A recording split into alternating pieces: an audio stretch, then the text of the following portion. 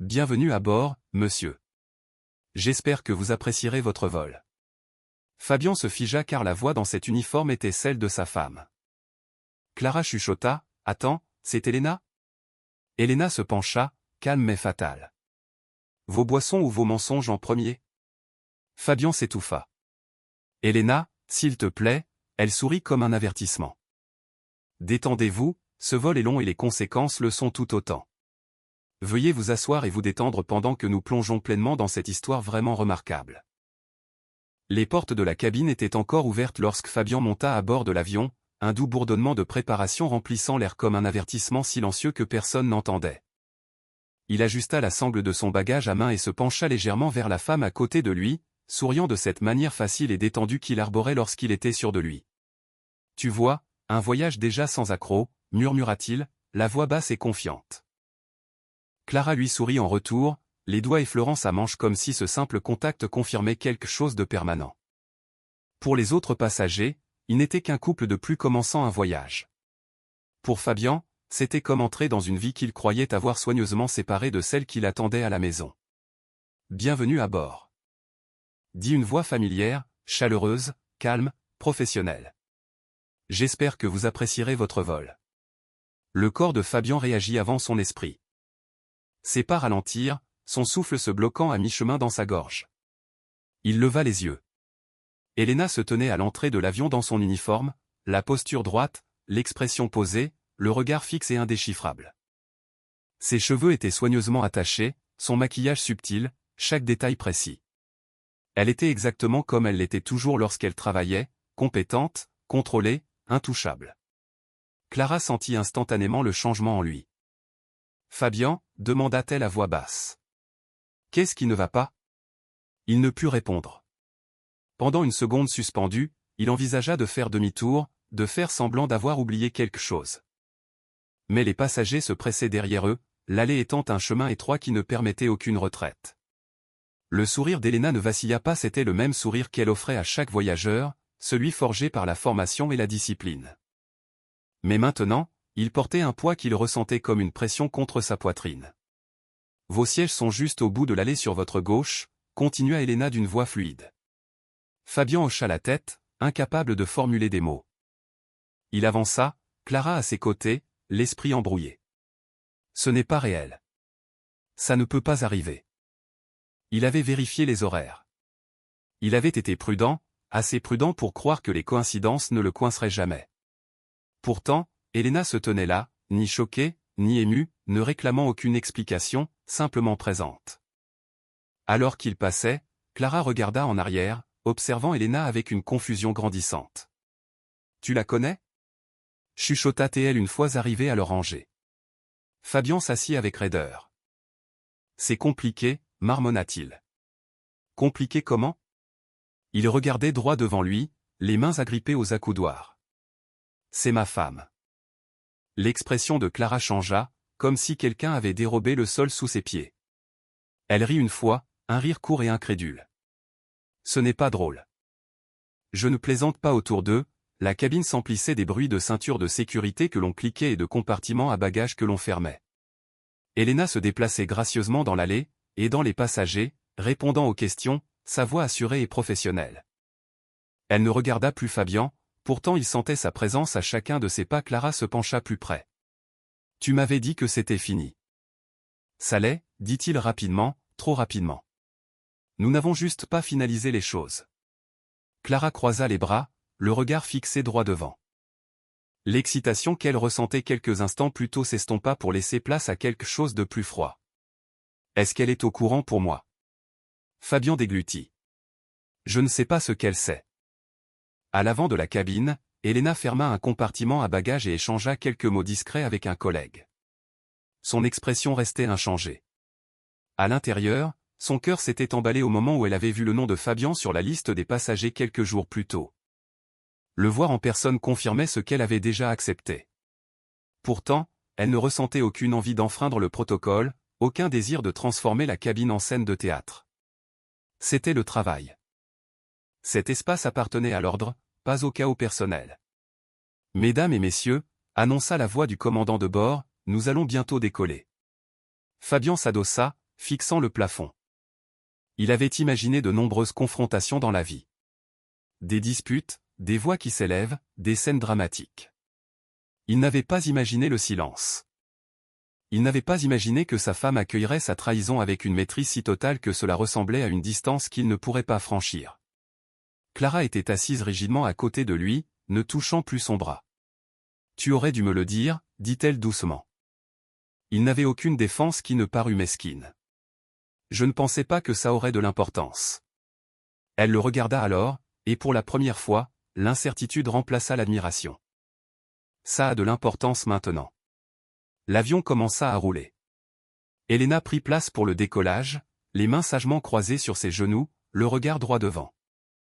Elle ne chercha pas Fabian des yeux, elle n'en avait pas besoin. Elle savait déjà exactement où il se trouvait. Alors que l'avion s'élevait dans le ciel, Fabian sentit une étrange prise de conscience s'installer en lui. Le voyage qu'il avait prévu comme une échappatoire était devenu un miroir, et il n'y avait aucun moyen de se détourner de ce qu'il montrait. 11 ans plus tôt, Fabian s'était tenu aux côtés d'Elena dans une petite salle de réception décorée de fleurs blanches et de lumières d'emprunt. Ils n'étaient pas riches, mais ils étaient certains. Elena riait facilement à l'époque, sa joie était ouverte et sans réserve. Fabian aimait cela chez elle, la stabilité, l'absence de drame, sa façon de croire qu'il fallait construire quelque chose lentement plutôt que de courir après l'excitation. Dans les premières années, il appelait cela de la maturité. Plus tard, il commencerait doucement à appeler cela de la prévisibilité. Leur vie s'était installée dans des routines qui semblaient sûres. Les matins se chevauchaient avec des petits déjeuners pris à la hâte, des clés partagées sur le comptoir, des baisers rapides avant le travail, les soirées apportaient la télévision en fond sonore, et des conversations tranquilles sur les factures. La famille et les projets qui s'étendaient sur des années. Elena parlait souvent d'économiser, de sécurité, de patience. Fabian hochait la tête, reconnaissant d'avoir une partenaire qui semblait porter la stabilité naturellement. Le changement n'était pas venu comme une tempête. Il était venu comme de petits fils relâchés. Le travail de Fabian prit de l'ampleur. De nouveaux collègues, de nouveaux clients, plus de voyages. Au début, Elena célébrait ses progrès. « Tu as travaillé dur pour ça », lui dit-elle un soir, en lui tendant un sac préparé avant un vol matinal. « Je suis fier de toi. » Il embrassa son front. « Je me rattraperai quand les choses se calmeront. » Les choses ne se sont pas calmées. Au lieu de cela, la distance s'est déguisée en ambition. Les appels sont devenus plus courts. Les messages restaient sans réponse jusque tard. Fabian découvrit que sortir de sa vie de famille semblait plus léger que de retourner à des responsabilités qui paraissaient désormais lourdes. Lorsqu'il rencontra Clara lors d'une conférence, elle représentait quelque chose de différent, des rires spontanés, de l'admiration sans histoire, de l'attention sans fardeau partagé. Elena remarqua le changement bien avant que Fabian ne pense qu'elle l'avait fait. Elle remarqua la façon dont ces histoires ne correspondaient plus aux chronologies.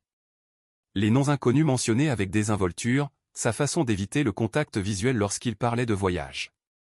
Mais Elena croyait aux preuves, pas seulement à l'instinct. Elle observa, collecta des détails et ne dit rien. Un soir, elle était assise à la table à manger, ordinateur portable ouvert, passant en revue les plannings. Fabian rentra tard, jetant ses clés avec une fatigue exagérée. « Longue journée », dit-il. Elle leva les yeux calmement. « Tu avais dit que tu serais de retour à 18 heures. » La réunion s'est prolongée. « Avec le même client que jeudi dernier ?» Il hésita juste un instant. « Oui. » Elle hocha la tête une fois, rangeant cette hésitation comme un dossier dans un placard. « Il y a de la nourriture dans le frigo. » Il l'observa un instant, presque mal à l'aise de voir si peu de réaction de sa part. « Je vais bien, dit-elle, et elle le pensait d'une manière qu'il ne comprenait pas. Des semaines plus tard, un relevé de carte de crédit commune révéla des frais d'hôtel qui ne correspondaient pas à ses rapports de voyage. Elena fixa les chiffres, puis la date. Elle ferma le relevé sans confrontation. Cette nuit-là, elle s'allongea à côté de lui en écoutant sa respiration se régulariser dans le sommeil. Son cœur lui faisait mal, mais son esprit lui semblait clair. L'émotion pouvait attendre. La vérité, non. Fabian confondit son silence avec de l'ignorance. Il se disait que si elle savait vraiment, il y aurait des cris, des larmes, des exigences, sa maîtrise le rendit audacieux. Il arrêta de dissimuler les petits détails en supposant qu'elle ne faisait plus attention. Il ne réalisait pas qu'elle prêtait attention à tout. Lorsqu'il mentionna le prochain voyage d'affaires, Elena demanda simplement « Quel vol ?» Il le lui dit, distraitement. Elle mémorisa le numéro. Pour Elena, la prise de conscience n'explosa pas, elle se posa. Lourde, mais solide. Elle ne se voyait pas comme une victime. Elle voyait une situation qui exigeait une décision. Elle ne rivaliserait pas. Elle ne supplierait pas, elle n'accuserait pas sans preuve. Elle confirmerait, puis elle agirait. Fabian, quant à lui, se persuadait qu'il gérait deux mondes. À la maison, il était le mari fiable qui était simplement occupé. Avec Clara, il était l'homme au bord d'un nouveau départ. Il ne s'arrêta jamais pour considérer que la personne qu'il sous-estimait le plus était celle qui partageait sa vie depuis le plus longtemps. Clara avait rencontré Fabian lors d'un dîner de réseautage où la conversation coulait aussi facilement que le vin. Elle l'avait d'abord remarqué parce qu'il écoutait attentivement, se penchant quand elle parlait, posant des questions qui la faisaient se sentir intéressante plutôt qu'examinée. Il portait son alliance à ce moment-là, mais quand elle l'interrogea avec désinvolture, il haussa les épaules. « C'est compliqué, dit-il, avec un sourire fatigué. Nous nous sommes éloignés. » Clara avait déjà entendu des versions de cette histoire, mais la certitude calme de Fabian la convainquit que celle-ci était différente. Il ne parlait pas de sa femme avec colère. Il parlait avec distance. Pour Clara, la distance sonnait comme une permission. Au fil des semaines de messages et d'appels, il dépeignit le tableau d'un mariage qui n'existait que sur le papier. « Nous sommes en fait des colocataires, dit-il une fois. Ce n'est qu'une question de temps. » Clara aimait se sentir choisie. Elle aimait le secret qui enveloppait leur rencontre d'une certaine intensité. Chaque déjeuner caché, chaque appel tardif ressemblait à une preuve d'importance. Lorsque Fabian réserva le voyage, elle y vit un pas en avant. « Alors c'est notre première vraie escapade, dit-elle en souriant alors qu'il passait en revue l'itinéraire. « Quelque chose comme ça, répondit-il, balayant le nœud dans son estomac. Elle acheta de nouveaux vêtements pour le voyage, se tint devant son miroir, imaginant des aéroports et des halls d'hôtels où ils évolueraient comme un couple légitime. Elle croyait entrer dans un avenir déjà décidé. Dans l'avion, la réalité brisa cette illusion. En regardant Fabian se figer à la vue d'Elena, Clara sentit l'humiliation monter, brûlante, dans sa poitrine. « Tu avais dit que c'était fini » chuchota-t-elle sèchement une fois assis. « Ça l'est » insista-t-il, mais sa voix manquait de force. Clara regarda Elena descendre l'allée, professionnelle et maîtresse d'elle-même. Ce n'était pas la femme distante et détachée que Fabian avait décrite. C'était quelqu'un d'ancré, de confiant, de réel. Clara sentit la vérité inconfortable faire pression. Elle était entrée dans une histoire déjà en cours, et elle n'en contrôlait pas la fin.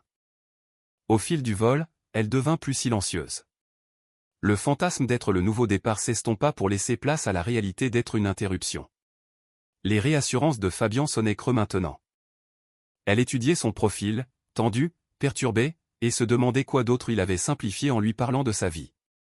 Pour la première fois, Clara considéra Elena non pas comme un obstacle, mais comme une personne dont la vie avait été discrètement bouleversée. Cette pensée la troubla plus que la colère ne l'aurait fait. Elle voulait une romance, pas des dommages collatéraux. Au moment où Elena vit le nom de Fabian sur la liste des passagers, une compréhension calme s'installa en elle. Elle ferma l'écran du système et s'adossa à sa chaise dans le salon de l'équipage. Le cœur stable. Un collègue demanda. « Tout va bien ?»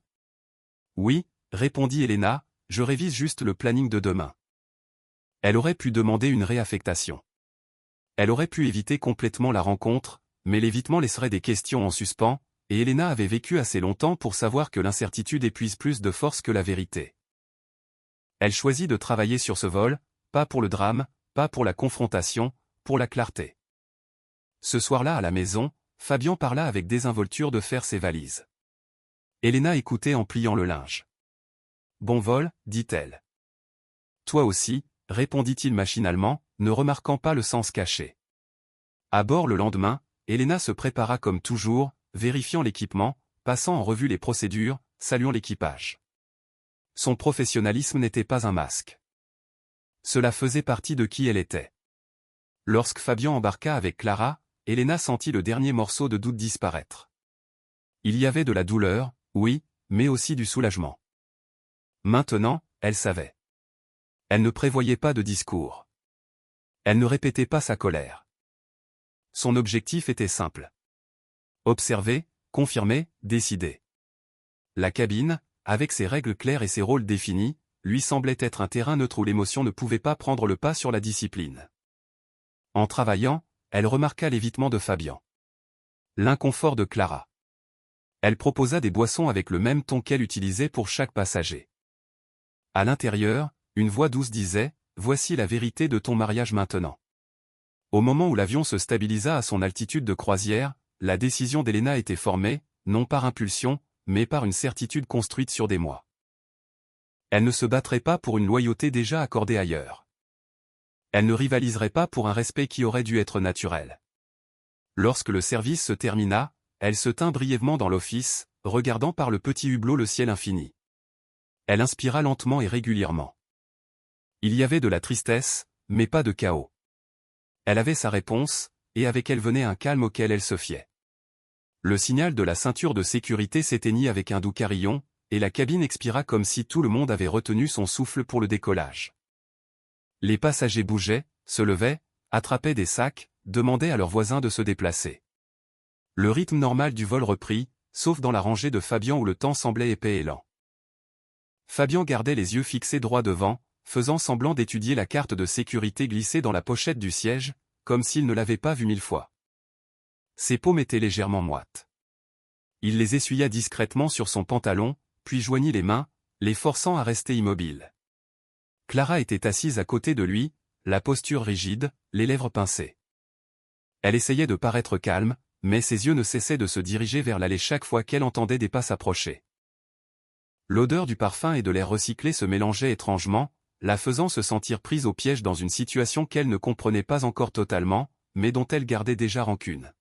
« Dis quelque chose », murmura-t-elle, gardant la voix basse pour que les passagers autour d'eux n'entendent pas. Fabian ne se tourna pas maintenant. Pas maintenant. La voix de Clara se fit plus tranchante. Quand Fabian, parce qu'elle est là, ta femme est là, et tu agis comme si tu pouvais simplement cligner des yeux pour la faire disparaître. Baisse la voix, siffla Théil. Elle laissa échapper un petit rire qui ne contenait aucun humour. Alors c'est ça ton problème, ma voix. La mâchoire de Fabian se crispa. Il regarda l'allée, puis le rideau fermé près de l'office comme s'il pouvait disparaître derrière. Il voulait dire à Clara de se calmer, d'arrêter d'empirer les choses, mais il savait que ces mots l'enflammeraient. Et il ne pouvait pas risquer de faire une scène, pas ici, pas devant des inconnus, pas avec Elena évoluant dans le même espace avec sa maîtrise inébranlable. Un chariot roula au loin, un bébé pleura, quelqu'un réclama une couverture, la vie continuait. Clara se pencha plus près. Tu avais dit qu'elle était distante. Tu avais dit qu'elle s'en fichait désormais.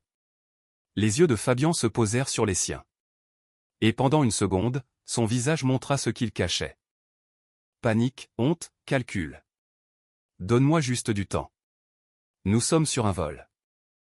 Nous parlerons quand nous atterrirons. Clara le dévisagea, écœurée qu'il parle de construire lentement. Tu ne m'as même pas prévenu. Tu m'as laissé monter dans cet avion comme une idiote. Fabian déglutit. Je ne savais pas, mais tu savais que tu étais toujours marié. Sa voix tremblait. Tu savais qu'elle existait. Fabian détourna à nouveau le regard, les muscles de sa joue se tendant. Clara, s'il te plaît, ne dis pas s'il te plaît, chuchota Théil, les yeux brillants maintenant, non de tristesse, mais de l'insulte d'être placée dans une situation où elle était exposée sans son consentement. Ne dis pas s'il te plaît, comme si j'étais le problème. Une ombre passa sur eux.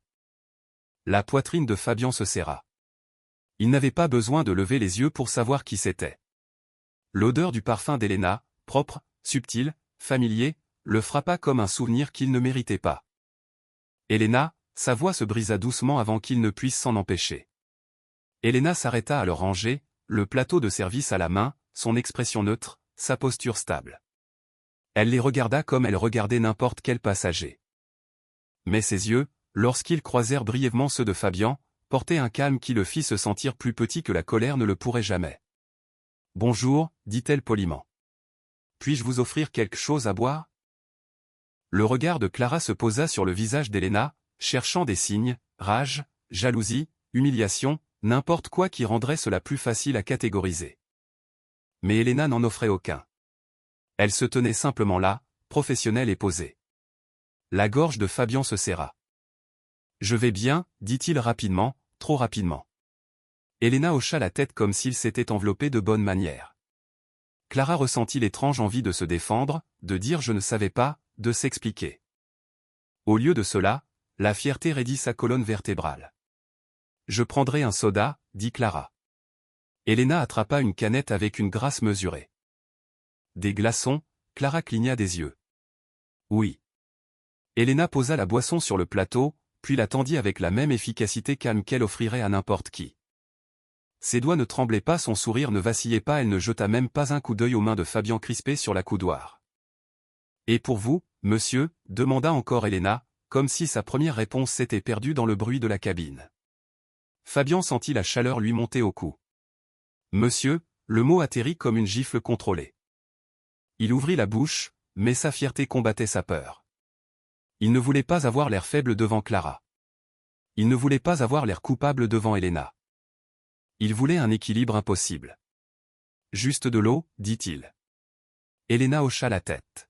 « Bien sûr. » Elle versa de l'eau dans un gobelet transparent, puis le posa doucement sur la tablette de Fabian sans le toucher. Son poignet tourna légèrement, net et précis. Puis elle recula. « Bonne dégustation » dit-elle doucement, et elle s'éloigna. Alors qu'Elena partait, ses talons faisaient des bruits discrets et réguliers dans l'allée. Fabian regardait l'eau comme s'il s'agissait d'une pièce à conviction posée à la vue de tous. Clara attrapa son soda et l'ouvrit de façon trop agressive. Le sifflement sembla plus fort qu'il n'aurait dû. Elle prit une gorgée puis la baissa lentement. Elle n'a même pas réagi, chuchota Clara. Les yeux de Fabian restaient fixés droit devant. C'est juste comme ça qu'elle est. Les lèvres de Clara se tordirent. Non, ce n'est pas juste comme ça qu'elle est. Ça, c'est du contrôle. Fabian ne répondit pas car il savait que Clara avait raison. Elena ne faisait pas semblant d'être calme. Elle était calme. Et ce calme ressemblait à une porte qui se ferme, pas à une porte attendant d'être ouverte. Les minutes passèrent. Puis d'autres. Le service en cabine continuait. Le chariot avançait. On entendait parfois la voix d'Elena proposer du café, du thé, des collations. Fabian suivait sa présence sans le vouloir. Chaque fois qu'il l'entendait rire légèrement de quelque chose qu'un passager disait, cela ressemblait à une insulte à sa culpabilité. Comme si elle lui rappelait qu'elle pouvait toujours fonctionner parfaitement dans un monde qui ne tournait pas autour de ses mensonges. Clara s'adossa, les bras croisés. « Depuis combien de temps ça dure ?» demanda-t-elle brusquement. L'estomac de Fabian se noua. « Quoi ? Toi et moi » clarifia-t-elle, la voix dure. « Depuis combien de temps vis-tu cette double vie ?» Fabian fixait le dos du siège. « Clara ? Réponds-moi. » Il inspira par le nez, essayant de trouver une réponse qui ne ferait pas tout s'effondrer. « Un moment. »« Un moment » répéta-t-elle, moqueuse. « Des mois. Des années. » Le silence de Fabian lui donna la réponse. Clara secoua lentement la tête comme si elle le regardait pour la première fois. « Tu es incroyable. » La voix de Fabian baissa. « Ne fais pas ça ici. » Clara se pencha plus près. Le regard acéré. « Tu m'as amené ici. Tu as fait ça ici. Tu as planifié ce voyage. Tu m'as fait croire que j'étais spécial. » Fabian déglutit péniblement. « Tu le es. Arrête. Arrête. » Elle le coupa, la respiration rapide. « Arrête, c'est tout. N'essaie pas de te tirer de là avec ton charme. » Les mains de Fabian se crispèrent à nouveau. Son esprit essayait de bondir en avant jusqu'à l'atterrissage, jusqu'au moment où il pourrait fuir cet avion. Fuir le regard tranquille d'Elena. Fuir la colère de Clara. Mais l'avion n'était pas une pièce de laquelle on pouvait sortir. C'était une vérité scellée voyageant à travers le ciel. Des heures après le début du vol, la cabine s'assombrit légèrement alors que les hublots se baissaient. Les écrans s'allumèrent. Les gens s'assoupissaient. Fabian n'arrivait pas à se détendre. Chaque fois qu'il fermait les yeux, il voyait Elena debout à l'entrée de l'avion, souriante comme si de rien n'était. Et cela lui donnait l'impression qu'il était le seul à s'effondrer. Clara finit par se taire, regardant par le hublot des nuages qui semblaient trop doux pour correspondre à la tension dans sa poitrine. Fabian tourna légèrement la tête, observant son reflet dans la vitre. Il voulait lui dire qu'il n'avait pas planifié cela, qu'il ne s'attendait pas à ce qu'Elena soit là, qu'il n'essayait pas de l'humilier. Mais une autre vérité surgit dans son esprit et refusa d'être ignorée. Il n'avait prévu de respecter aucune des deux femmes. C'était pour cela qu'il était là. Lorsqu'Elena repassa plus tard pour ramasser les gobelets, Fabian tenait son verre d'eau vide d'une main tremblante. Elena le prit calmement, les doigts assurés. Ses yeux rencontrèrent les siens pendant une demi-seconde, assez longtemps pour qu'il se sente mis à nu. Puis elle détourna le regard comme s'il n'était qu'un passager parmi d'autres. Ce minuscule geste, cette normalité délibérée firent chuter l'estomac de Fabian. Elena ne le combattait pas. Elle l'observait. Et être observé sans être confronté semblait pire que de se faire crier dessus. Le signal de la ceinture de sécurité retentit brièvement alors que l'avion traversait de légères turbulences.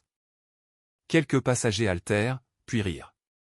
La voix d'Elena résonna calmement dans l'interphone, rassurante, exercée. Fabian agrippa les accoudoirs, non pas à cause des turbulences, mais parce qu'il sentait sa vie basculer de la même manière inéluctable et régulière. Clara se tourna vers lui une fois de plus silencieuse maintenant, comme si la colère se vidait pour laisser place à l'épuisement. « J'ai besoin de comprendre, dit-elle, la voix basse. Avais-tu un jour l'intention de la quitter ?» Fabian fixait le panneau au-dessus de lui. La vérité reposait sur sa langue, amère et humiliante. Il avait apprécié l'idée de partir sans jamais s'engager à en payer le prix. Il avait voulu une nouvelle vie sans d'abord détruire le confort de l'ancienne. « Je ne sais pas, » admit-il. Les yeux de Clara s'écarquillèrent légèrement, puis elle détourna le regard en déglutissant péniblement. « Donc tu t'es servi de moi aussi. » Fabian tressaillit. Ce n'est pas mais ça l'était, et il le savait. La cabine paraissait plus petite, l'air semblait plus lourd, à 30 000 pieds d'altitude et nulle part où se cacher. Fabian réalisa que le pire n'était pas la présence d'Elena. C'était la façon dont son calme forçait tout le monde à affronter la vérité sans distraction. Le milieu du vol s'installa dans une étrange immobilité. Les lumières baissèrent encore, les passagers dormaient, les couvertures tirées jusqu'au menton, les écouteurs sur les oreilles, les yeux fermés. Le silence rendait tout plus fort, le bruissement d'un emballage, le ronronnement des moteurs, le son superficiel et irrégulier de la respiration de Fabian. Clara fixait l'écran du dossier sans le regarder. Ses pensées tournaient en boucle. Il a menti. Il a menti. Il m'a laissé foncer là-dedans. Finalement, elle détacha sa ceinture et se leva, se penchant légèrement vers Fabian. « Bouge » murmura-t-elle. Fabian leva brusquement les yeux. « Quoi ?» ?»« J'ai besoin d'aller aux toilettes, » dit-elle, mais son ton lui indiquait que ce n'était pas seulement cela. Il décala ses jambes pour la laisser passer. Clara marcha dans l'allée, ses pas contrôlés, mais ses épaules tendues. Elle n'alla pas aux toilettes. Elle s'arrêta près de l'office où se trouvait Elena, rangeant des gobelets avec un autre membre de l'équipage. Clara hésita. Le cœur battant à tout rompre. L'envie d'exiger des réponses luttait contre la peur d'avoir l'air ridicule. Elena se tourna légèrement, la remarquant. « Bonjour, madame. Vous allez bien ?» La bouche de Clara s'ouvrit, puis se ferma.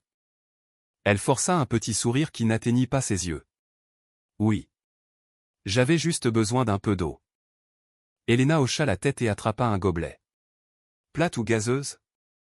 La question surprit Clara.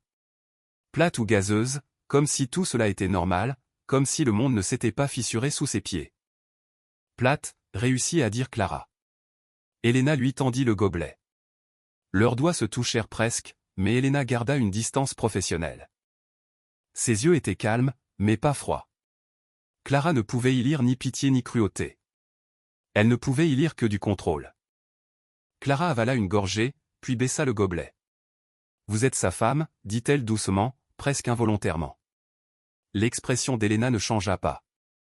Elle hocha simplement la tête une fois, reconnaissant un fait, sans réagir à une attaque. Oui. Le visage de Clara s'empourpra. Il m'a dit que c'était fini. Le regard d'Elena resta fixe. Sa voix demeura douce, professionnelle. Je vois. C'est tout, lâcha Clara, regrettant aussitôt son élan. Je veux dire, n'êtes-vous pas? Le ton d'Elena resta calme. Ce n'est pas le lieu pour les affaires personnelles. Je travaille. Clara sentit quelque chose se serrer dans sa poitrine, un mélange d'humiliation et de colère. Alors vous allez juste servir des boissons et agir comme si c'était normal. Elena la regarda un long moment, puis parla doucement, soucieuse de ne pas attirer l'attention. Vous êtes une passagère sur ce vol. Je vous traiterai avec respect. C'est ça qui est normal pour moi. La gorge de Clara brûla. Elle voulait dire, je ne savais pas, je le jure, mais la fierté l'empêcha de paraître désespérée. Elle hocha la tête avec raideur. D'accord. Le regard d'Elena s'adoucit d'une fraction, pas assez pour être confondu avec de l'amitié, mais assez pour être humain. Veuillez retourner à votre siège. L'allée doit rester dégagée. Clara fit demi-tour et repartit, les joues en feu. Lorsqu'elle atteignit Fabian, elle s'assit lourdement, la ceinture s'enclenchant comme un verrou. Fabian étudia son visage. Qu'as-tu fait? Clara regarda droit devant. Je lui ai parlé. Les yeux de Fabian s'agrandirent. Pourquoi ferais-tu ça? Parce que je ne vais pas rester assise ici comme une idiote pendant que tu te caches derrière le silence. Clara s'emporta, puis baissa la voix, parce que j'avais besoin de la voir de près. Et maintenant je comprends quelque chose. La gorge de Fabian se serra. Comprendre quoi? Clara se tourna vers lui. Les yeux perçants. Elle n'est pas la faible. C'est toi. Fabian tressaillit comme s'il avait été frappé.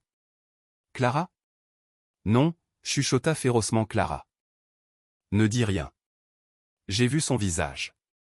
J'ai entendu sa voix. Elle n'avait pas l'air menacée. Elle n'avait pas l'air d'attendre que tu choisisses. Elle avait l'air d'avoir déjà décidé quelque chose. Fabian déglutit. Sa bouche était sèche. Tu ne la connais pas. Je sais ce que j'ai vu, dit Clara, et je sais ce que tu as fait. Tu m'as fait croire que j'entrais dans une vie pour laquelle tu avais fait de la place. Mais tu n'as fait de place à rien du tout. Tu m'as juste coincé dans ce désordre. Fabian regarda ses mains. Il voulait le nier, mais la vérité pesait lourdement entre eux.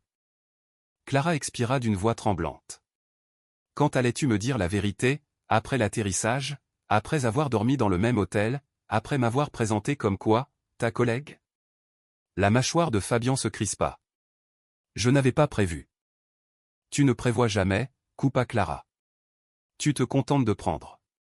Tu prends le confort avec elle, l'excitation avec moi, et tu appelles ça compliqué pour ne pas avoir à te sentir comme un menteur.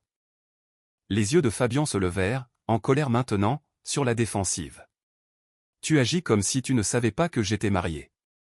Le visage de Clara se crispa. Je savais que tu étais marié.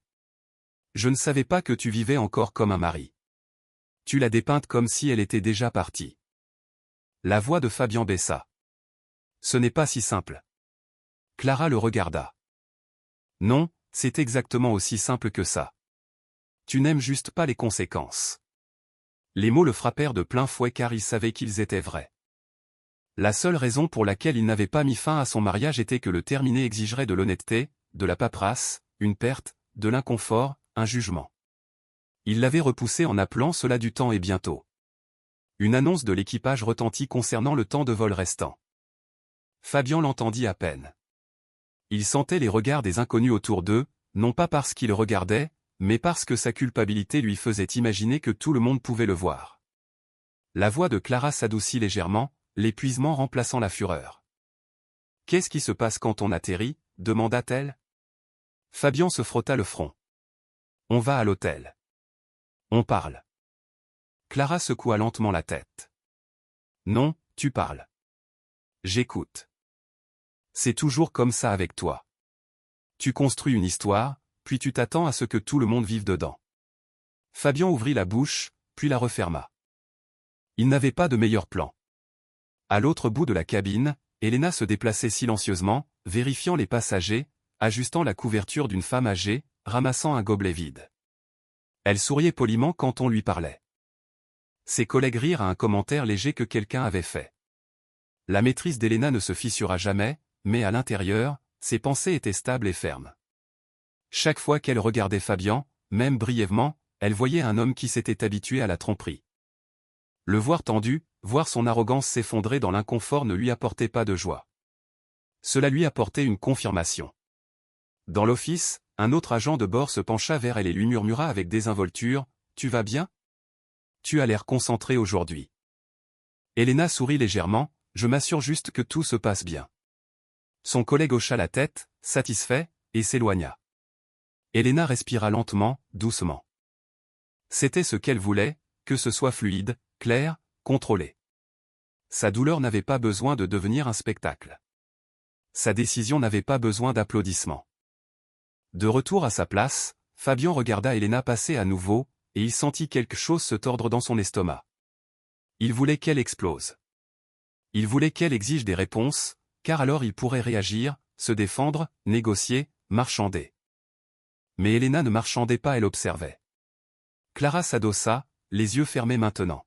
« Je n'arrive pas à croire que j'ai fait ça », murmura-t-elle presque pour elle-même. La voix de Fabian sortit crispée. « Clara », elle ouvrit brusquement les yeux. « Ne me réconforte pas, réconforte ta femme. » Si tant est qu'elle le veuille, la poitrine de Fabian se serra. Elle voudra parler. Clara laissa échapper un rire triste et amer. « Tu ne comprends toujours pas. Tu penses qu'elle attend une conversation pour décider de ce qu'elle ressent. » Fabian fixait droit devant, la respiration courte. « Que penses-tu qu'elle fait ?» La voix de Clara devint calme, presque respectueuse malgré elle. « Je pense qu'elle a déjà décidé, et je pense que tu vas atterrir et réaliser que tu n'as plus le contrôle. » L'avion continua d'avancer, stable, imparable.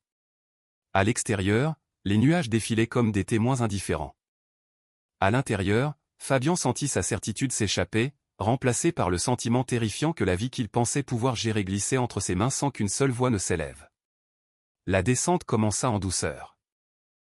Le signal de la ceinture de sécurité retentit et la cabine se remit en mouvement de façon ordonnée. Dossiers redressés, tablettes rangées, les passagers ajustant leurs vestes, vérifiant leur téléphone pour des signaux qui ne viendraient pas encore. La voix du commandant annonça la météo à destination, calme et routinière. Fabian restait rigide, l'estomac noué. Clara le regardait à peine maintenant. Sa colère s'était refroidie en distance, et cette distance l'effrayait plus que les cris. Lorsque les roues touchèrent la piste, la cabine secoua légèrement. Des applaudissements éclatèrent de la part de quelques passagers puis s'estompèrent. L'avion ralentit, tourna, et roula sur la piste. Fabian avait l'impression d'être livré quelque part où il ne voulait pas arriver. Une fois l'avion garé, les passagers se levèrent rapidement, tirant les bagages vers le bas, formant une file bondée dans l'allée. L'air s'emplit d'impatience et de soulagement. Les gens discutaient de leurs projets, de réunions, de la famille venue les chercher. Fabian resta assis plus longtemps que nécessaire, comme si retarder le moment le changerait. Clara détacha sa ceinture et se leva. « Allons-y » dit-elle d'un ton neutre. Fabian se leva, soulevant son sac. Ses jambes semblaient lourdes. Il la suivit dans l'allée entourée d'inconnus qui n'avaient aucune idée que son monde s'effondrait. Ils avancèrent lentement. En s'approchant de la sortie, la poitrine de Fabian se serra. Il pouvait voir Elena à la porte de nouveau, se tenant droite, son uniforme impeccable, son expression posée. Le collègue d'Elena à côté d'elle souriait vivement aux passagers. Elena souriait également, polie et calme, remerciant les gens à leur sortie. Fabian regardait sa bouche former les mêmes phrases pour tout le monde, et cela semblait irréel. Comment pouvait-elle faire ça? Comment pouvait-elle se tenir là comme si c'était juste un jour comme un autre? Clara atteignit la porte en premier. Elena la regarda avec un professionnalisme tranquille. « Merci d'avoir voyagé avec nous », dit doucement Elena. Les yeux de Clara se détournèrent. Elle murmura quelque chose qui aurait pu être un remerciement, puis s'engagea rapidement dans la passerelle, les épaules tendues comme si elle fuyait le poids de la présence d'Elena. Fabian s'avança ensuite. Le bruit autour de lui s'estompa. Il pouvait entendre les battements de son propre cœur. Il leva les yeux vers ceux d'Elena, et pour la première fois depuis l'embarquement, Elena soutint son regard sans flancher. Il ouvrit la bouche. Son instinct lui hurlait de s'expliquer, d'adoucir les choses, de prétendre que cela pouvait être géré avec des mots. Mais Elena parla la première, doucement, professionnellement avec un ton qui portait plus de finalité que le volume ne pourrait jamais le faire. J'espère que la suite de votre voyage sera exactement ce que vous aviez prévu, dit-elle. La phrase était simple. Elle était aussi précise. Elle tomba comme un verdict. Les lèvres de Fabian s'entr'ouvrirent. Il voulait dire le nom d'Elena, pas comme un passager, pas comme un homme pris en faute, mais comme un mari essayant de se retenir au bord du gouffre. Mais les mots ne vinrent pas, l'expression d'Elena ne s'assombrit pas, elle n'avait pas l'air en colère. Elle avait l'air certaine. Fabian déglutit. Elena, parvint-il finalement à dire, la voix basse. Le sourire d'Elena resta en place, mais ses yeux demeurèrent fixes. S'il vous plaît, faites attention à la marche. Dit-elle, comme s'il était un passager comme les autres, et ce fut tout. Pas de scène, pas d'accusation, pas de larmes, juste une porte et une sortie, une limite tracée avec politesse. Fabian s'engagea dans la passerelle et l'air lui parut plus froid. Il se tourna légèrement comme s'il s'attendait à ce qu'Elena le rappelle. Elle ne le fit pas, Clara se tenait quelques pas devant, les bras croisés, fixant le long couloir. Elle ne se retourna pas vers Fabian. Elle ressemblait à quelqu'un qui essayait de comprendre comment elle s'était retrouvée dans une histoire qui soudain lui paraissait honteuse. Fabian marchait à côté d'elle en silence. Le terminal sentait le café et les sols cirés. Les gens passaient en hâte, tirant leurs bagages, riant, saluant leurs proches.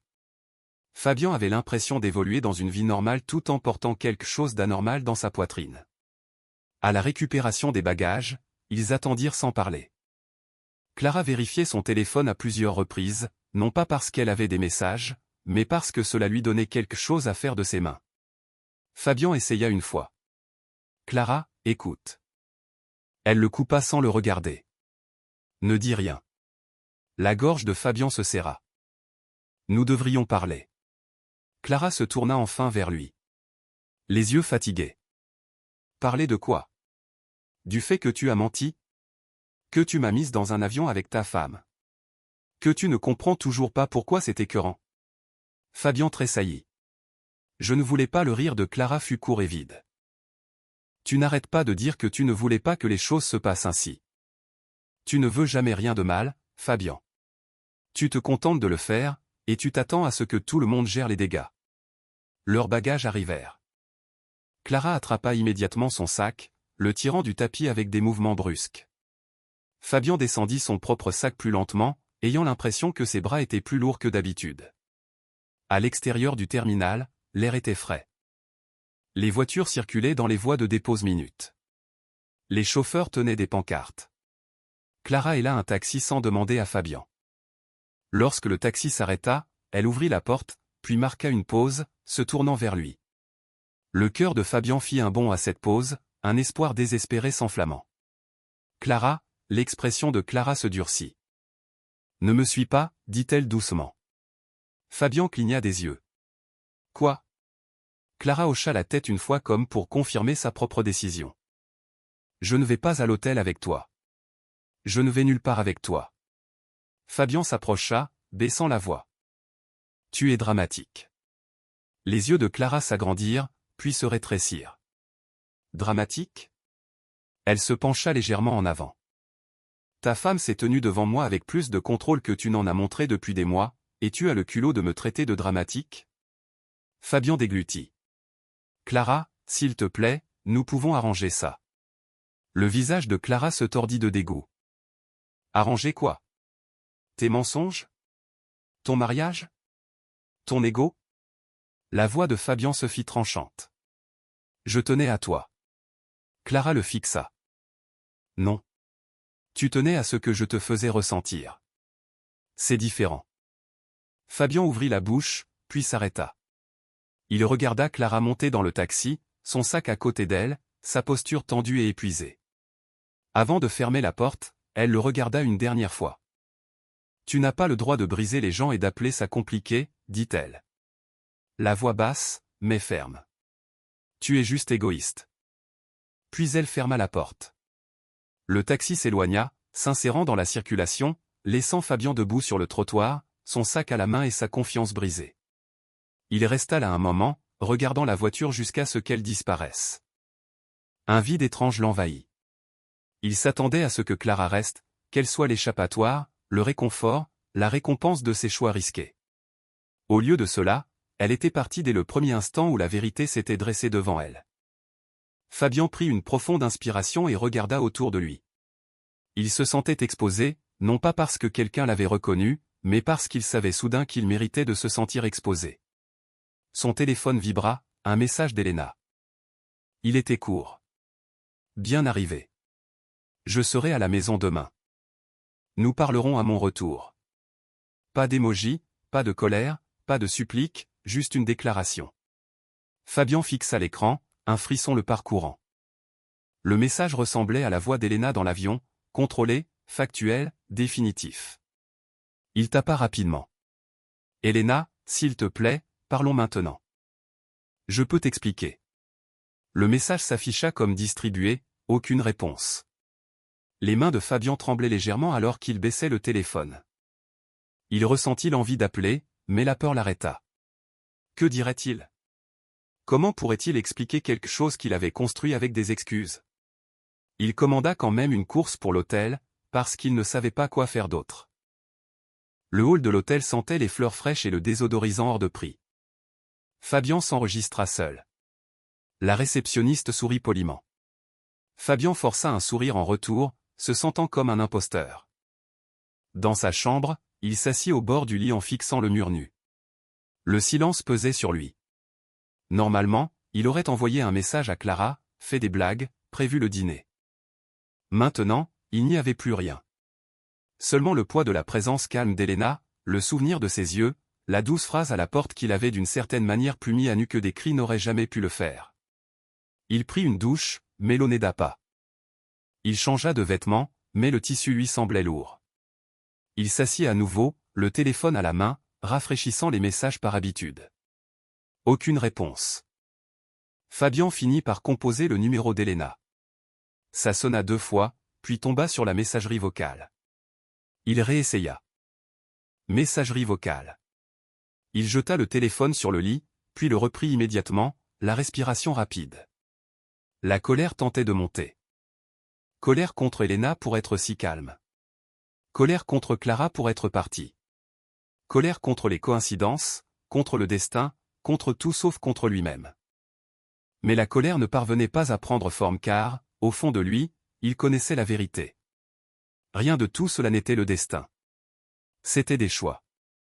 Des heures plus tard, son téléphone vibra à nouveau, un autre message d'Elena. Je suis de service. N'appelle plus ce soir. Nous parlerons à mon retour. Fabian fixa les mots, la mâchoire serrée. La façon dont elle fixait des limites sans supplier, sans crier, le troublait. Cela le faisait se sentir comme un enfant corrigé par un adulte qui avait finalement cessé de négocier. Il se laissa retomber dans le fauteuil près de la fenêtre, regardant les lumières de la ville clignoter à l'extérieur. Il pensait au visage d'Elena à la porte de l'avion, comment elle l'avait regardé comme quelqu'un qu'il avait déjà jaugé, et qui avait décidé de ce qu'il valait. Il pensait aux derniers mots de Clara, égoïste. Pour la première fois depuis longtemps, Fabian ressentit une peur qui ne venait pas de la crainte d'être pris. C'était la peur d'avoir déjà perdu quelque chose qu'il pensait être toujours là, et qu'aucune discussion ne pourrait remettre en place. À l'extérieur, la vie bougeait. À l'intérieur, Fabian était assis seul avec tout le poids des conséquences. Silencieux, constant, inévitable. Elena rentra le lendemain soir avec le même contrôle tranquille qu'elle avait affiché sur le vol. La porte d'entrée s'ouvrit et se ferma doucement. Pas de pause dramatique. Pas de clé jetée bruyamment. Juste le son ordinaire de quelqu'un rentrant du travail, sauf que Fabian se tenait dans le salon comme un homme attendant un verdict. Il avait nettoyé la maison 2 fois ce jour-là, non pas parce qu'elle en avait besoin, mais parce que le mouvement lui semblait plus sûr que l'immobilité. Il avait répété des excuses dans sa tête, des explications complètes, même un discours sur la façon dont cela ne signifiait rien. Mais au moment où il vit le visage d'Elena, il réalisa que les mots ne l'impressionneraient pas, elle n'était pas là pour une représentation. Elena posa ses bagages contre le mur, retira ses chaussures et les plaça soigneusement à leur place. Fabian observait chaque petite action, ayant l'impression que chacune était la preuve de son intégrité, qu'elle ne s'était pas brisée comme il s'y attendait. « Salut » dit-il, la voix tendue. Elena le regarda. Son regard était fixe, pas hostile. « Bonjour, Fabian. » La façon dont elle prononça son nom, calme, claire, lui serra la gorge. Ce n'était pas affectueux. Ce n'était pas colérique. C'était précis. On peut parler, demanda rapidement Fabian comme si l'urgence pouvait annuler le temps. Elena hocha la tête. Oui, elle passa devant lui pour aller dans la cuisine sans se presser, se versa un verre d'eau et s'appuya légèrement contre le comptoir. Parle. Fabian la suivit, s'arrêtant à quelques pas comme s'il n'était pas sûr d'avoir le droit de se tenir là. Je veux t'expliquer ce qui s'est passé. Elena, Clara, elle n'est pas ce que tu penses. Ce n'était pas prévu comme ça. Je ne savais pas que tu serais sur ce vol. Je te jure que je ne le savais pas, et je ne voulais pas que tu... Elena leva légèrement une main, rien de dramatique, juste assez pour l'arrêter. Fabian, il se figea. Tu parles de la façon dont tu parles quand tu essaies de contrôler la façon dont quelque chose résonne, dit doucement Elena. Je ne te demande pas une histoire, je te demande la vérité. Fabian déglutit péniblement. La vérité c'est que j'ai fait une erreur. Les yeux d'Elena ne se rétrécirent pas. Une erreur, c'est d'oublier un anniversaire. Une erreur, c'est de prendre la mauvaise route. Ce que tu as fait a demandé de la planification. Ça a demandé de la répétition. Le visage de Fabian se crispa. Je n'ai jamais voulu te blesser. Elena hocha la tête une fois comme pour reconnaître un détail qui ne changeait pas le résultat. La plupart des gens ne veulent pas blesser les personnes qu'ils blessent. Ça n'efface rien. Il s'approcha, le désespoir perçant dans sa voix. Elena, s'il te plaît, 11 ans, nous avons construit une vie. Elena posa son verre avec précaution. Oui, c'est vrai. Sa voix resta égale, et ce n'est pas moi qui l'ai brisée. Les yeux de Fabian s'enflammèrent de frustration. Alors quoi maintenant? Tu vas juste partir? Elena marqua une pause, l'étudiant comme si elle voyait quelque chose clairement pour la première fois. Je vais te poser une question, dit-elle, et je veux une réponse honnête. Fabian hocha rapidement la tête. Tout ce que tu veux. La voix d'Elena resta calme. Si je n'avais pas été sur ce vol, si tu n'avais pas été rattrapé par la réalité dans un endroit dont tu ne pouvais pas t'échapper, combien de temps aurais-tu continué? Fabian ouvrit la bouche. Aucun mot ne sortit. Elena attendit. Le silence s'étira jusqu'à ce qu'il puisse entendre le réfrigérateur bourdonner. Je ne sais pas, admit-il finalement, la voix plus faible qu'il ne l'aurait souhaité. L'expression d'Elena ne changea pas, mais quelque chose dans ses yeux confirma ce qu'elle savait déjà. Ça, c'est la vérité. La voix de Fabian s'éleva. J'étais confus. Les choses entre nous. Le ton d'Elena trancha doucement mais fermement. Non, ne réécris pas notre mariage pour justifier tes choix. Si tu étais malheureux, tu aurais pu le dire. Si tu voulais partir, tu aurais pu partir. Tu as choisi la tromperie parce que c'était pratique. Fabian se passa la main sur le visage, respirant fort. Je ne pensais pas que ça irait aussi loin. Elena laissa échapper une douce expiration, presque fatiguée. Ça va toujours aussi loin. C'est ce que fait le mensonge. Ça s'étire jusqu'à ce que ça casse. Fabian s'approcha à nouveau. Je peux changer. Je peux réparer ça. Dis-moi juste ce que tu veux que je fasse. Elena le regarda pendant un long moment. Tu ne comprends toujours pas, dit-elle doucement. Il ne s'agit pas pour toi de prouver quelque chose maintenant parce que tu as peur. Il s'agit pour moi de décider avec quoi je suis prête à vivre. Les yeux de Fabian se voilèrent de panique, alors c'est fini. Le regard d'Elena resta fixe. Je ne vais pas crier. Je ne vais pas supplier. Je ne vais rivaliser avec personne, mais je vais être claire. Elle fouilla dans son sac et en sortit une chemise fine. L'estomac de Fabian se noua à sa vue. Elena la posa sur la table. Ce sont des étapes pratiques, dit-elle. Pas de la vengeance. Pas du drame. Pratique. J'ai rencontré un avocat. J'ai revu nos finances. J'ai listé ce qui doit être séparé si nous ne pouvons pas reconstruire. Fabian la regarda comme si ce dossier était une insulte. Tu as déjà rencontré un avocat? Elena hocha la tête. Parce que je ne prends pas de décision sous le coup de l'émotion. Je me prépare. Il secoua la tête. La voix rauque. Tu ne m'as même pas donné une chance. Les yeux d'Elena s'adoucirent légèrement, mais sa voix resta ferme. Je t'ai donné des années de chance que tu n'as pas respectées. Tu ne les as juste pas remarquées parce qu'elles n'étaient pas bruyantes. Les épaules de Fabian s'affaissèrent. Est-ce que tu m'aimes encore? La question sortit brute, dépouillée de fierté. Elena s'arrêta. Son visage ne se durcit pas, mais son honnêteté demeura. L'amour n'est pas la seule chose qui maintient un mariage en vie, dit-elle. Le respect, oui. La sécurité, oui. La confiance, oui. Et en ce moment, je ne me sens pas en sécurité dans ce que tu dis. La voix de Fabian se brisa. Je peux la regagner. Elena baissa brièvement les yeux, puis les releva. Regagner la confiance n'est pas un discours. C'est un comportement cohérent au fil du temps.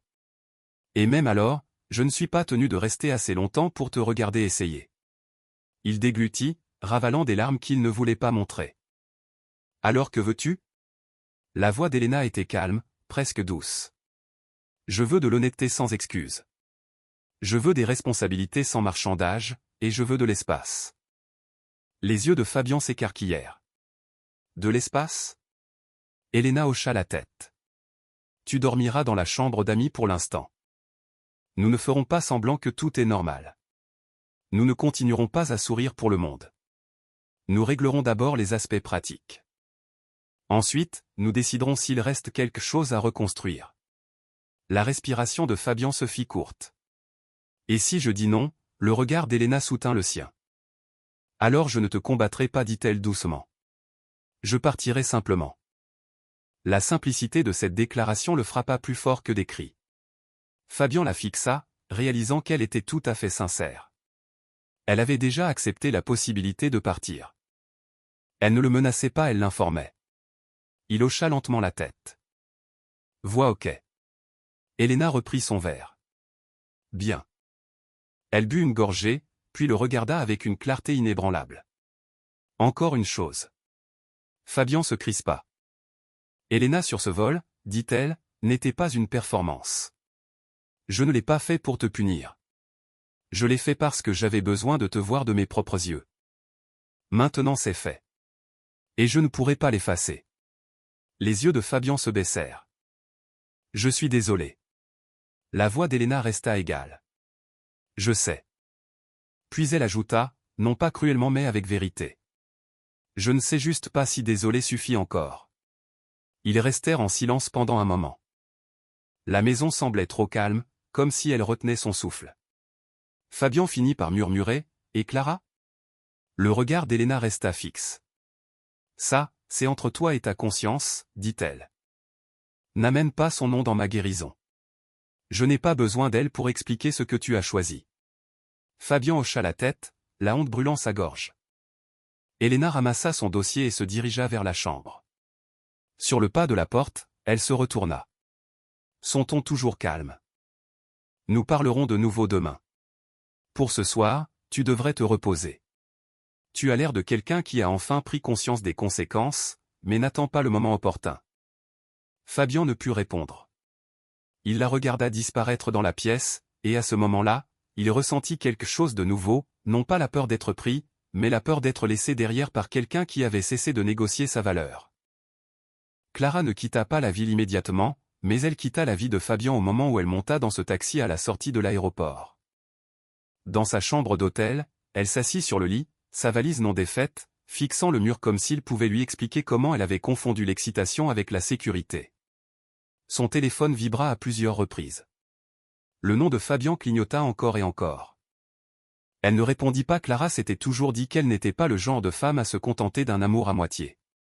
Elle aimait être adorée, être poursuivie, être choisie. Fabian avait été attentif en privé, persuasif dans les domaines qui comptaient. Il l'avait fait se sentir comme un prix.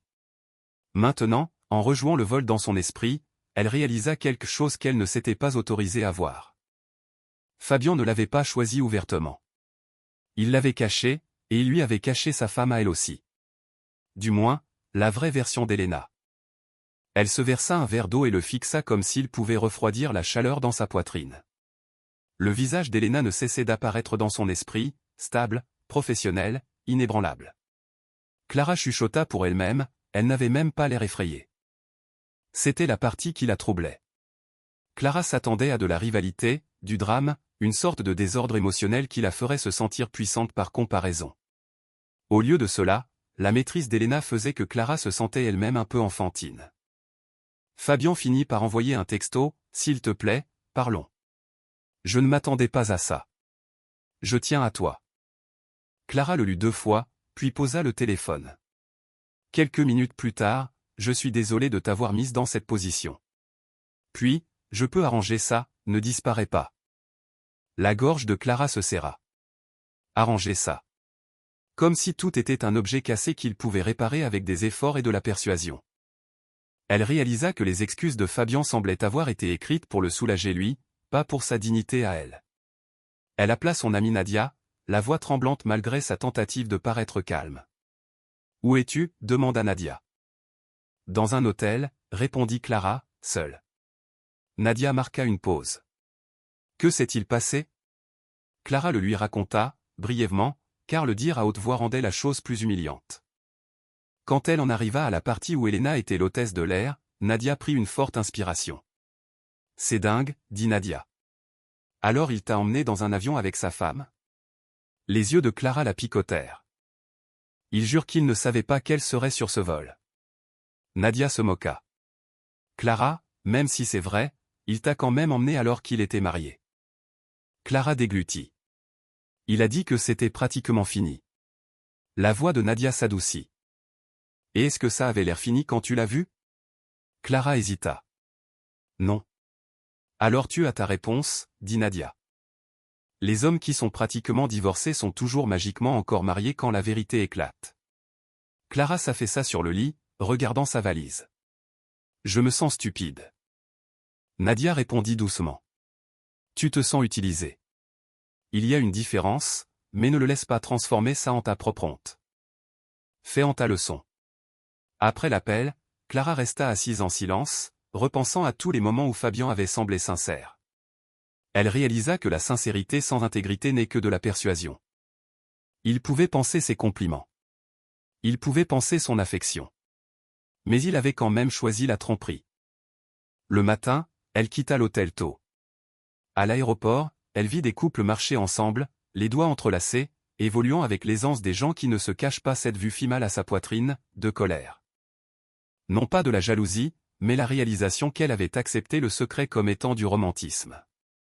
Fabian appela encore pendant qu'elle attendait à la porte d'embarquement. Cette fois elle répondit, non pas parce qu'elle le voulait de retour, mais parce qu'elle voulait que ses derniers mots soient clairs. « Clara » dit immédiatement Fabian, la voix pressante. « Dieu merci, s'il te plaît arrête. » dit calmement Clara. Il y eut une pause. « Écoute-moi, c'est tout. » « J'ai écouté. » répondit Clara, d'un ton stable. « J'ai écouté chaque mensonge. J'ai écouté chaque bientôt. J'ai écouté chaque excuse qui te faisait te sentir mieux. » La voix de Fabian se brisa. « Je n'ai pas menti sur mes sentiments. » Clara inspira lentement, choisissant ses mots. « Les sentiments ne sont pas la question, Fabian. L'intégrité, oui. Tu n'as pas eu le courage de mettre fin à une vie avant de m'entraîner dedans. Je peux y mettre fin maintenant, dit-il rapidement. Je peux partir. Je peux. » Clara le coupa. « Non, ne le fais pas pour moi. Si tu pars maintenant, ce sera parce que tu as été coincé, pas parce que tu es devenu honnête. » Fabian semblait désespéré. « Alors tu jettes tout ça par la fenêtre. » La voix de Clara resta calme, et ce calme la surprit elle-même. « Tu l'as jeté par la fenêtre quand tu as fait de moi un secret et que tu as appelé ça de l'amour. » Fabian devint silencieux. Clara pouvait entendre sa respiration. Elle continua. La voix ferme. « Ne me contacte plus. Je ne veux pas d'un avenir construit sur ton passé inachevé. » Chuchota Fabian. Clara, elle raccrocha. Sur le vol du retour, Clara regarda par le hublot les nuages et ressentit un étrange soulagement. Elle n'était pas fière de la façon dont elle était entrée dans cette situation, mais elle était fière de la façon dont elle en sortait, les yeux ouverts, sans supplier pour être choisie dans un tel gâchis. Elle ne contacta jamais Elena. Non pas parce qu'elle ne ressentait pas de culpabilité, mais parce qu'elle avait compris quelque chose. Le silence d'Elena n'était pas une faiblesse. C'était une limite. Et Clara finissait par la respecter. Les semaines qui suivirent furent silencieuses, de la même façon que les tremblements de terre sont silencieux après l'arrêt des secousses. Tout a l'air debout, mais rien n'est exactement là où il était. Fabian essaya d'abord d'agir normalement. Il prépara le petit déjeuner un matin, posant une assiette sur la table comme une offrande. Elena entra, la regarda, et dit doucement « Merci », puis se fit son propre thé, et s'assit en face de lui sans toucher à la nourriture. Il réalisa alors que les grands gestes ne l'atteindraient pas non pas parce qu'elle était cruelle, mais parce qu'elle était lucide. Ils se parlaient 2 fois par semaine, toujours le soir, toujours après qu'Elena ait eu le temps de s'installer. Elena abordait chaque conversation comme une réunion, calme, factuelle, sans s'emporter. Fabian essaya une fois de pleurer pour obtenir de la compassion. Sa voix tremblait, ses yeux rougissaient. « Je ne veux pas te perdre, dit-il. » Elena hocha la tête. « Je comprends ça. » Puis elle ajouta doucement, « Mais vouloir n'est pas la même chose que changer. » Cette phrase le hanta plus que n'importe quelle insulte ne l'aurait pu. Un soir, Fabian posa finalement la question qu'il évitait. « Vas-tu divorcer de moi ?» Elena le regarda un long moment, puis répondit « Je suis en train de décider si le mariage que je pensais avoir peut être reconstruit en quelque chose de réel. Si ce n'est pas le cas, je partirai. Ce n'est pas une punition, c'est du respect envers moi-même. » Fabian déglutit. « Je déteste avoir fait ça. » La voix d'Elena resta douce, mais ferme. « Je déteste que tu l'aies fait aussi, mais la haine ne répare rien.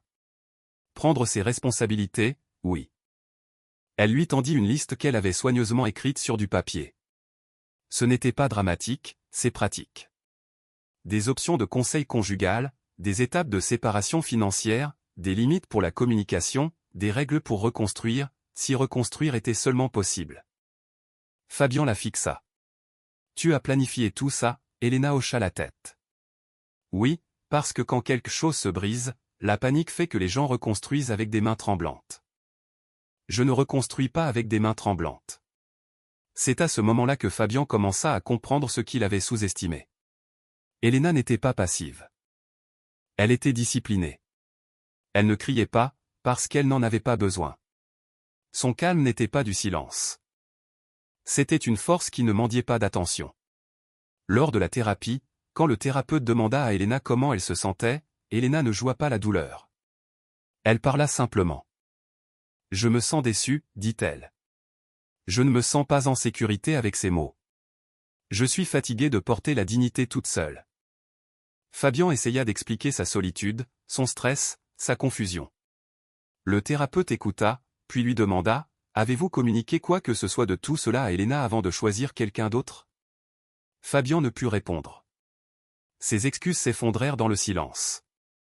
Après une séance, Fabian s'assit dans la voiture et murmura « Je n'avais pas réalisé à quel point j'avais dérivé. » Elena ne répondit pas immédiatement. Puis elle dit « Tu as réalisé.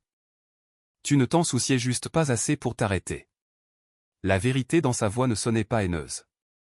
Elle sonnait factuelle. Cela faisait plus mal. Les mois passèrent.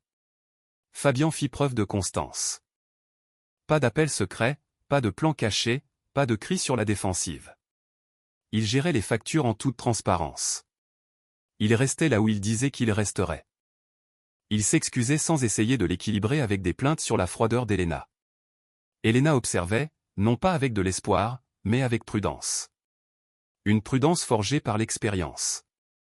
Un soir, Elena rentra et trouva Fabian assis à la table à manger avec de vieux albums photos étalés, des photos de leurs premières années. Des appartements bon marché, des vacances simples, des sourires qui avaient l'air vrais. Il leva les yeux, le regard doux. « Je me souvenais, dit-il doucement. » Elena s'assit en face de lui, tournant lentement une page. Elle ne sourit pas, mais ses yeux ne se durcirent pas non plus. « Nous étions heureux, dit-elle. » Fabian hocha la tête. « J'ai tout gâché. » La voix d'Elena était calme. « Tu as endommagé. La ruine dépend de ce qui se passera ensuite. » Fabian se pencha en avant, prudent. « Penses-tu que nous pouvons y arriver ?» Elena marqua une pause, puis répondit honnêtement. « Je ne sais pas encore. » Elle le regarda fixement. Mais je sais ceci. Je ne serai jamais la femme qui tolère la trahison parce qu'elle a peur de recommencer à zéro. La gorge de Fabian se serra. Je comprends. Elena referma doucement l'album. Bien. Il n'y eut pas de scène de réconciliation dramatique. Pas de soudain retour à la romance. Juste une reconstruction lente, délibérée, ou la possibilité d'une fin nette si la reconstruction échouait. Elena refusait de vivre dans une incertitude déguisée en loyauté. Et c'était la vraie conséquence que Fabian portait. Non pas l'humiliation publique, ni la vengeance, ni le scandale. Juste la réalisation silencieuse qu'Elena était sortie du rôle qu'il lui avait assigné dans son esprit. Elle n'était pas la femme qui attendrait pour toujours. Elle n'était pas la femme qui se battrait pour des miettes. Elle était la femme qui pouvait regarder la trahison en face, garder sa dignité intacte et se choisir elle-même sans faire de bruit. Un soir, Fabian regarda Elena se préparer pour un autre vol, son uniforme impeccable, sa posture assurée. Il se souvint de ce moment dans l'avion, ce moment où il s'était figé à la porte. Maintenant il comprenait pourquoi. Ce n'était pas parce qu'Elena l'avait surpris. C'était parce qu'Elena lui avait montré quelque chose avec quoi il ne pouvait pas argumenter. La vraie force ne crie pas toujours. Parfois, elle se tient simplement là, calme et certaine, et rend vos vies insupportablement bruyantes. Merci d'avoir regardé. Si cette histoire vous a ému, mettez un j'aime et partagez-la pour que d'autres puissent aussi en tirer une leçon. N'oubliez pas de vous abonner pour d'autres histoires puissantes. À la prochaine. Merci d'avoir suivi l'histoire d'aujourd'hui. Si vous l'avez trouvée intéressante, veuillez me soutenir avec un like et un abonnement à la chaîne. À bientôt dans les prochaines vidéos. Cette vidéo est une œuvre de fiction appartenant au genre de la science-fiction. L'ensemble du contenu, des personnages, des décors et des événements est le produit de l'imagination. Créé uniquement à des fins de divertissement.